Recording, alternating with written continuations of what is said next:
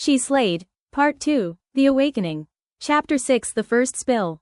The brunch spot was loud, bright, and black as hell, exactly what they needed. Waffles the size of steering wheels. Grits that could bless your grandmother. A DJ in the corner playing Anita Baker like it was a Sunday sacrament. Bottomless mimosas that lived up to the promise. Table for Tatiana Brooks Devereaux? Tati raised an eyebrow. Kamaria laughed. Damn, I forgot your name was all majestic like that. You sound like a jazz legend or a Creole heiress. Don't play me, Tati smirked. I come from women who wear perfume to the grocery store.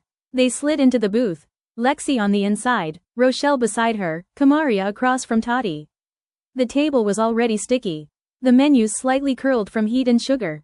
Tati just happened to have made the reservation this occasion, as typically Lexi is bent on collecting her open table points for a vacay weekend she never uses.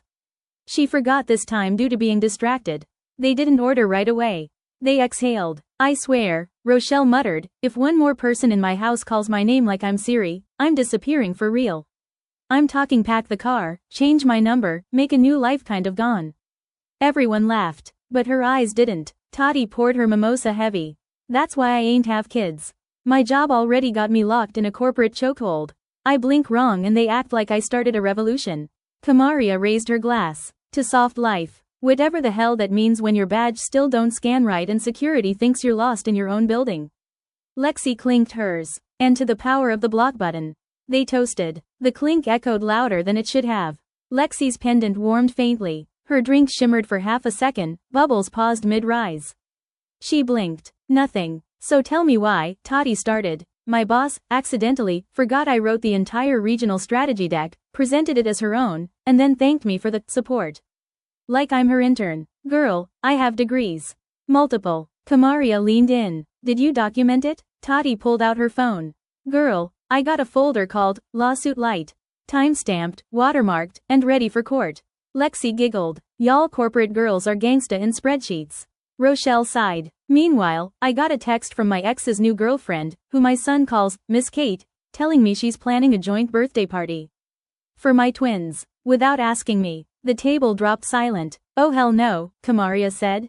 She's still fat and tacky? Tati asked. Worse. She got on this juicy couture jumpsuit that looks like it's begging for freedom. And my ex, who used to have taste, mind you, acts like I'm supposed to be grateful she's involved. Lexi narrowed her eyes. You built him up, and he left you for a Dollar Tree clearance bin? Tati shook her head. Girl, that's the remix. That's the asterisk deluxe edition of disrespect. Kamaria swirled her glass. That's not even a preference. That's rebellion. They all laughed. This time it echoed. Lexi caught her breath. Y'all wanna take this back to my shop? They gone, need this table soon, and I got the good incense. Kamaria arched a brow. You mean, good? Lexi winked. Both kinds. She Slayed, Part 2, The Awakening. Chapter 6 The First Spill continues. They paid, tipped well, grabbed the rest of the bottle. They walked through the city like queens on holiday, tipsy, sun-drenched, arms linked and swaying. Rochelle led the call and response. Hey now, the others sang back. Hey now. Kamaria threw a wink at a fine stranger in linen shorts. You looking moisturized today, King. He turned around smiling. Y'all dangerous. Tati shouted, we know. Laughter bounced off brick walls. They sang an old Destiny's Child verse in harmony, switching keys and steps. Black Girl Joy. One sidewalk away from Holy. Lexi's shop stood like a velvet secret. She opened the door. Kamaria hesitated. Every time I come in here, it feels like something's watching. Lexi didn't flinch. That's just the ancestors. They ain't nosy, just observant. They stepped into warmth. The shop smelled like cinnamon, cedar, and old magic. Candles flickered. Shelves hummed. Tati collapsed onto a cushion. God, this place makes me want to quit my job and open an Etsy shop for revenge spells and vibe checks. Lexi lit a joint. Passed it. Kamaria waved it off. Rochelle inhaled deep. Tati took it like communion. Lexi laid out 4 crystals. Take one. Whichever calls you. Kamaria touched obsidian. Rochelle grabbed rose quartz. Tati picked up tiger's eye. Lexi held onyx. The laughter faded. They sat in silence. Then Rochelle, still holding the stone, said it. If something ever happened to that bitch, I wouldn't feel bad. I'm not saying I'd do anything. But I wouldn't stop it either.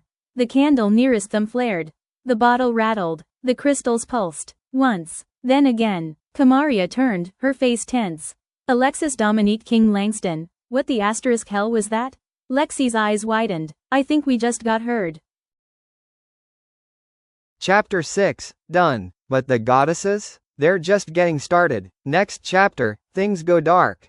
Literally. Several twists. Several turns. And the receipts? Holy. Chapter 7 drops mid-March during Women's Her Story Month. Subscribe, like, share. Subscribers get alerts on chapter drops and new chapter bundles releases. And the ultimate, she's slayed, unbothered soft life merch. Visit snarkybb.com. That's snarkyblackandbrown.com. She's slayed, where the goddesses are watching, and the receipts are holy. Thanks for listening.